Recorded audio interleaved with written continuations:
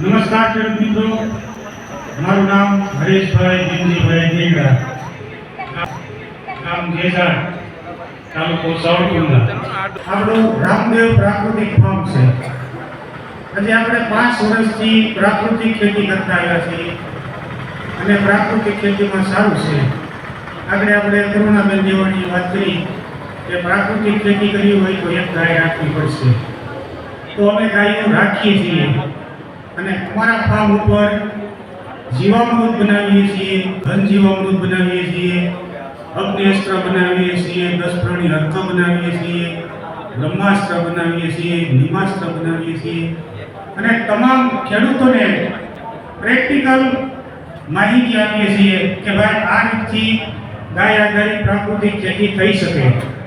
અને જો ખેડૂતો પ્રાકૃતિક ખેતી ઉપર વળે તો સારું છે. કારણ કે આપણે જ્યાં સમયે વાવણી આવે તો વાવણીના સમયે રવિ સિઝનની વાવણી આવે કે ખરીફ સિઝનની વાવણી આવે તો ડીએપી કે યુરિયાની તંગી હોય છે કે ખેડૂતો એમ કહે કે ભાઈ આંદોલન કરવું છે, બોલું કરવું છે, બરોબર. તો આંદોલનને એવું કરવાથી કોઈ ડીએપી યુરિયાની તંગી મટવાની નથી.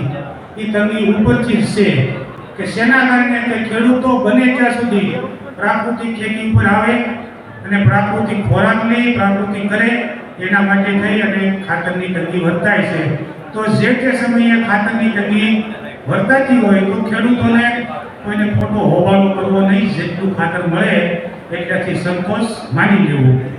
કારણ કે બને ત્યાં સુધી વર્ષે થોડા જણો આપણે દેશી ખાતર છે, પછી કોઈ એવા પ્રગતિશીલ ખેડૂત છે કે અમારું રામદેવ પ્રાકૃતિક ફાર્મ છે તો અમે ત્યાં ઘન જીવામૃત બનાવીએ છીએ, ઘન જીવામૃતની બોરીનું વેચાણ કરીએ છીએ. પછી કોઈ ખેડૂત પાસે ગાયની વ્યવસ્થા ન હોય ને કે માનો કે અમારે ગાય આધારિત ખેતી શીખવી છે કે 1 વીઘાની કે 2 વીઘાની કરવી છે તો અમે અગ્નિઅસ્ત્ર છે, બ્રહ્માસ્ત્ર દવા કહેવામાં આવે છે તો એનું પણ વેચાણ કરીએ છીએ કીટનાશકનું. અને ખેડૂતોને વીઘા 2 વીઘાની પ્રાકૃતિક ખેતી કરવી હોય તો એના માટે અમે આપીએ છીએ. અને કોઈ ખેડૂતને પ્રેક્ટિકલ આગળ આપણે જૂનાગઢના સાહેબે કીધું પણ એમાં થોડીક માહિતીમાં ખામી હતી કે જો ઘન જીવામૃત છે તો ઘન જીવામૃત ખેડૂતને પોતાના ફાર્મ ઉપર બનાવવું હોય તો 200 કિલો ગાયનું હુક્કલ સાણ લેવાનું, એની માથા 1 બેરલ જીવામૃત ભેળવવાનું. જીવામૃત બનાવવા માટે 1.5 કિલો ચણાનો લોટ, 1.5 કિલો ગોળ અને 500 ગ્રામ બદલાના તળિયાની ધૂળ, માટી અને 10 કિલો સાણ, 10 લીટર ગૌમૂત્ર, આટલું મિશ્રણ કરી 180 લીટર પાણીમાં અને સવાર સાંજ એને ઘડિયાળના કાંટાની દિશામાં હલાવવું. આવું 4 થી 5 દિવસ હલાવવાનું. એ કમ્પ્લીટ પાકી જાય 4 થી 5 દિવસે એટલે એને આપણે જે હુક્કલ 200 કિલો સાણ છે એની ભેગું ભેળવી દેવાનું છે અને એ આપણે સાંયડામાં સ્થળ કરી નાખવાનું છે. એની માથે આપણે કાર્પેટ આવે એ કાર્પેટ ઢાંકી દેવાની 15 દિવસ.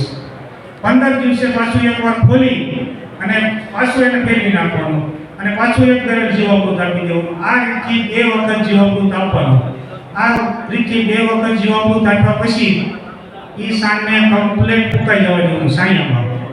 ફૂંકાઈ ગયા પછી એ સાણને આપણે કલતાના કોથળામાં ભરી અને મૂકી દેવાનું હોય છે.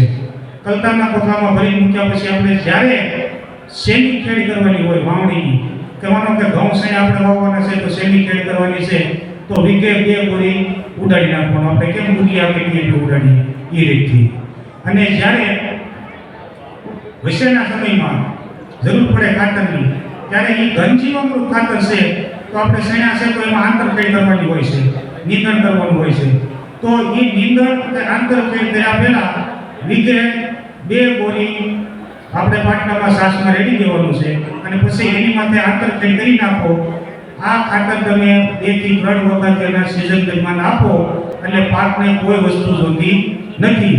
કે જે લોકો જીવામૃત વાડીએ લઈ શકે નથી કે બેરલનો વ્યવસ્થા નથી કે આપણે વાડી છેટી છે 3 કિલોમીટર 2 કિલોમીટર તો ત્યાં પણ આપણે વિલાયતી ખાતરની રૂપમાં ઘન જીવામૃતનો ઉપયોગ કરી શકીએ છીએ.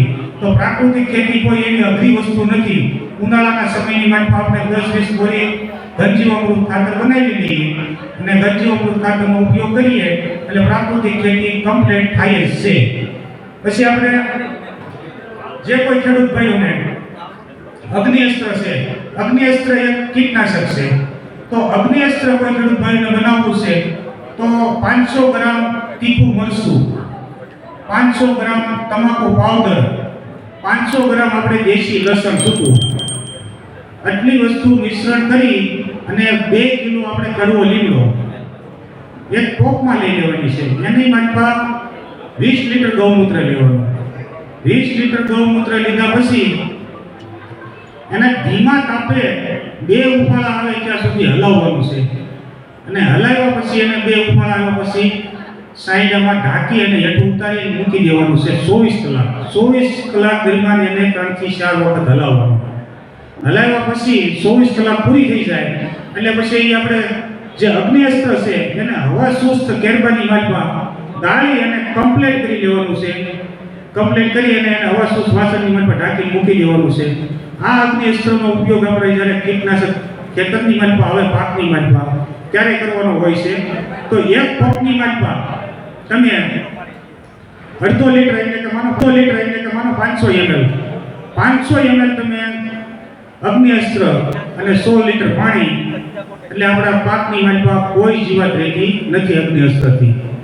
અને આ અગ્નિઅસ્ત્ર તમે ઉપયોગ કરવા માટે કે તમે ઢાંકીને મૂકી દીધું છે પેક કરીને, તો આનો ઉપયોગ 6 મહિના સુધી થઈ શકે ખેડૂતને. એક વખત ખેડૂત બનાવે તો 6 મહિના સુધી થઈ શકે. તો ન જેવી કિંમતની માત્રામાં આ વસ્તુ બની જાય છે અને ખેડૂતોનો ખર્ચો ઘટી જાય છે. પછી માનો કે આપણે બીજા મુહૂર્ત છે તો જ્યારે ખેતીમાં આપણે જ્યારે બીજ વાવતા હોઈએ ત્યારે 5 લીટર ગૌમૂત્ર છે, 5 કિલો ગાયનું તાજું સાણ છે, પછી 5 લીટર ગૌમૂત્ર, 5 કિલો ગાયનું તાજું સાણ, 20 લીટર પાણી, 50 ગ્રામ ચૂનો. આને આપણે 24 કલાક સાયામાં રાખવાનું છે. અને સાયામાં રાખ્યા પછી 24 કલાક પછી બીજને પટ આપીને આપણે બીજ વાવેતર કરવાનું હોય છે. એટલે કોઈ પણ ફંગસ આમાં આવતી નથી. જે આપણે થાઇરોઇડના જે પટ આપે છે એ પટ કોઈ આપવાની જરૂર નથી. બીજા મિનિટનો પટ તમે આપો એટલે. અને અમારા રામદેવ પ્રાકૃતિક ફાર્મની માટમાં અહીંયા રામદેવ પ્રાકૃતિકનો સ્ટોલ છે. તો આપણે રામદેવ પ્રાકૃતિક ફાર્મમાં તમામ વસ્તુ ઉગાડીએ છીએ.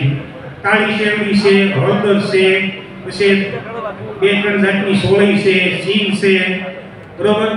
તો અત્યારે સ્ટોલની માલમાં તમામ વસ્તુ છે હાજરમાં, બરોબર. અને બીજા નંબરમાં જે કોઈ ખેડૂત ભાઈને રામદેવ પ્રાકૃતિક ફાર્મની મુલાકાત લેવી હોય કે અથવા આ ઓર્ગેનિક આપણે પ્રાકૃતિક ખેતી વિશે જાણવું હોય તો આપણી ચેનલ છે રામદેવ ખેતી. રામદેવ ખેતીની માલમાં તમે જશો એટલે તમને તમામ વસ્તુ જાણવા મળશે કે કઈ રીતે આપણે પ્રાકૃતિક ખેતી કરવી. અને કોઈ પણ લોકો આપણે ફોન પણ કરી શકે છે. તો મારો નંબર છે 9879444794 9879444794. તો ગમે ત્યારે કોઈ પણ ખેડૂત ફોન કરી અને માહિતી માંગી શકે છે. અને કોઈ પણ પ્રોડક્ટની વસ્તુ જરૂર પડે, આપણે ખાતર છે, ગંજીવામૃત કે પછી જીવામૃત છે કે અગ્નિઅસ્ત્ર છે, બ્રહ્માસ્ત્ર છે, એ આપણે રામદેવ પ્રાકૃતિક ફાર્મની માર્ગમાં મળી રહી છે. અને આપણે ગુજરાતની માર્ગમાં પ્રાકૃતિક ખેતીમાં કાળી શેરડી આપણે 4 વર્ષથી કરીએ છીએ. કાળી શેરડીની માર્ગમાં આપણે ગુજરાતમાં કાળી શેરડી કોઈ વાવતો નહીં. કાળી શેરડીની માર્ગમાં સારામાં સારું ઉત્પાદન આવે છે. અને અત્યારે આપણે અહીંયા સેમ્પલમાં લાવ્યા છીએ. ખેડૂત મિત્રો જોઈ શકે છે આપણા સ્ટોલ ઉપર. બેસ્ટમાં બેસ્ટ કાળી શેરડી થાય છે. તો અમે આજ 4 વર્ષથી કાળી શેરડી કરીએ છીએ. કાળી શેરડીનું વાવેતરમાં અમને વીઘે 2 થી 2.5 લાખ રૂપિયાનો વીઘો મળી રહી છે. અને પ્રાકૃતિક ખેતીથી જ પકવીએ છીએ અને કરીએ છીએ. અમારું વેચાણ પણ અમારા ફાર્મ ઉપર જ થતું હોય છે. જે તે સમયે આપણે કેર ઉપર લોકોને ખાવા જોતી હોય શેરડી કે રિટેલમાં વેચવા જોતી હોય એ લોકોને અમે શેરડી પૂરી પાડીએ છીએ. એટલું કહેતા મારી વાણીને હું વિરામ આપું છું. જય હિન્દ, જય ભારત.